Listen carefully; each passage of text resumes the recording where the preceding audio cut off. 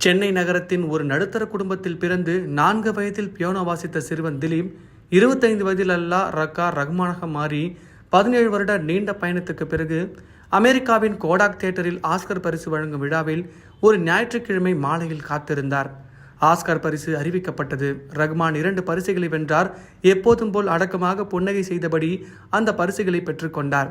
ஆனால் டெலிவிஷன் பெட்டிகளின் முன்னால் நகத்தை கடித்தபடி இருந்த கோடிக்கணக்கான இந்தியர்களில் பலர் அந்த காட்சியை கண்டு ஆனந்தத்தில் கண்ணீர் விட்டு அழுதார்கள்.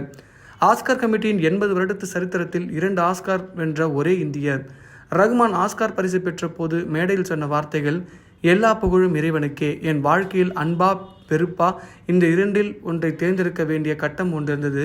நான் அன்பை தேர்ந்தெடுத்தேன். அதனால் தான் இந்த இடத்தில் இருக்கிறேன். ரஹ்மான் அந்த பேச்சுக்கான அடிப்படை அவர் கடைபிடிக்கும் சூபிசிசம் என்கிற ஸ்பிரிச்சுவல் தத்துவம். நான் நம்புவது ஒன்றைதான். இந்த உலகத்தில் இசை என்பது எல்லோருக்கும் பொதுவானது. அதை தவிர வேறு எதன் மீதும் எனக்கு நாட்டமில்லை என்கிறார் ரஹ்மான். அதன் அர்த்தம் மிகவும் விசாலமானது. சூபிசம் என்பது இஸ்லாத்தின் உள்ளீட்டான கொஞ்சம் புரிதான இறையியல் மனோத்துவம். நபிகள் நாயகத்தின் பிரதான சீடர்களில் பரப்பப்பட்ட சூபிசியம் ஒரு மனிதனின் தனிப்பட்ட இதய சுத்திகரிப்புக்கும் அந்த நிலையின் மூலம் இறைவனின் கருணை சென்றடையும் வழி என்றும் சொல்லப்படுகிறது. ஒரு சூபி குருவை மனதார ஏற்றுக்கொண்ட பின் அவர் காட்டும் மார்க்க வழிகளில் பயணித்தால் அமைதியுடன் வாழலாம் என்று இதை பின்பற்றுவர் நம்புகிறார்கள். ரஹ்மானும் அவர்களில் ஒருவர். இது ஒரு ஆசிரியர் மாணவன் உறவு முறை போலத்தான். ஆனால் எந்த வழிகாட்டி புத்தகங்களும் கோட்பாடுகளும் கிடையாது.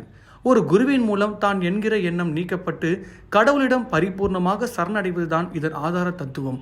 ரஹ்மானும் அப்படித்தான் சூஸ்பிசியத்தில் சரணடைந்தார்.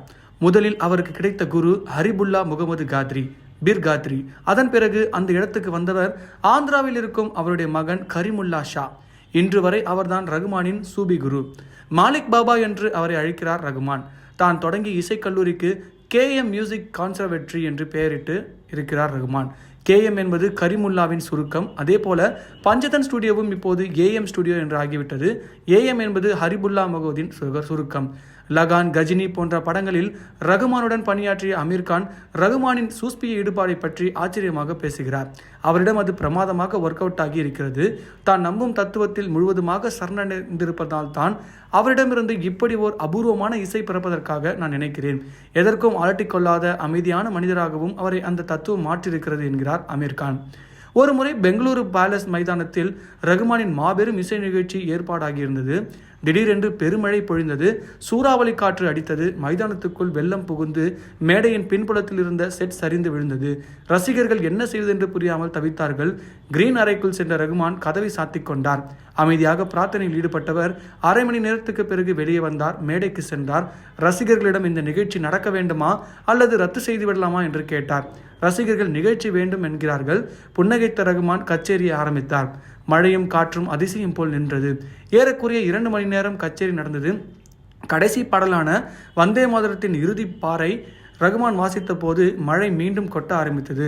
ரஹ்மான் எந்த நிலையிலும் உணர்ச்சி வசப்படவே இல்லை. இதுதான் அவருடைய ஆளுமை. ரஹ்மான் 2 முறை ஹஜ் யாத்திரை சென்று விட்டார்.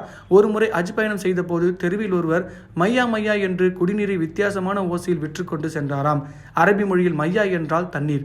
அதுதான் இந்தி குரு படத்தில் மையா மையா பாடலாயிற்று. பாடியவர் மரியம் டாலர் என்கிற கனடா நாட்டு பாடகி.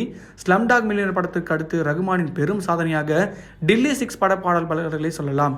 ஸ்லம்டாக்களை விட சிறப்பான இசை என்று இதை பற்றி விமர்சகர்கள் எழுதினார்கள்.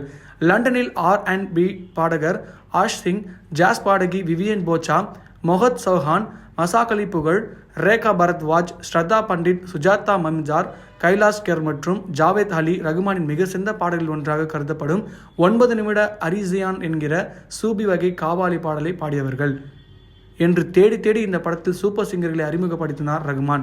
ஆஸ்கார் பரிசுக்காக லாஸ் ஏஞ்சல்ஸ் சென்றபோது இந்த படத்தின் வேலைகளில் மூழ்கியிருந்தார் அவர்.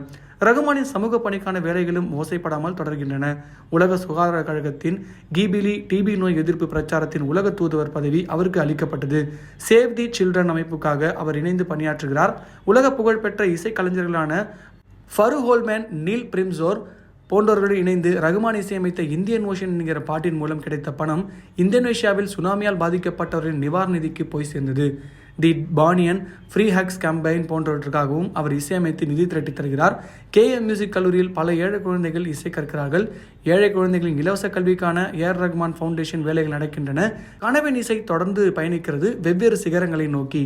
ரஹ்மானை பற்றி இந்த 20 எபிசோடில் நிறைய விஷயங்கள் தெரிஞ்சிருப்பீங்க. உங்களுக்கு தெரியாத விஷயங்கள் நான் ஏதாவது சொல்லியிருந்தேன்னா ஓகேன்னு கமெண்ட் பண்ணுங்கள். அப்படி எனக்கு தெரிஞ்ச விஷயங்கள் ஏதாவது உங்களுக்கு தெரிஞ்சிருந்தால் கமெண்ட் பாக்ஸில் போய் கமெண்ட் பண்ணுங்கள். மறக்காமல் நம்ம சேனலை லைக் பண்ணி ஷேர் பண்ணி கமெண்ட் பண்ணுங்கள். சப்ஸ்கிரைப் பண்ணுங்கள் மக்களே.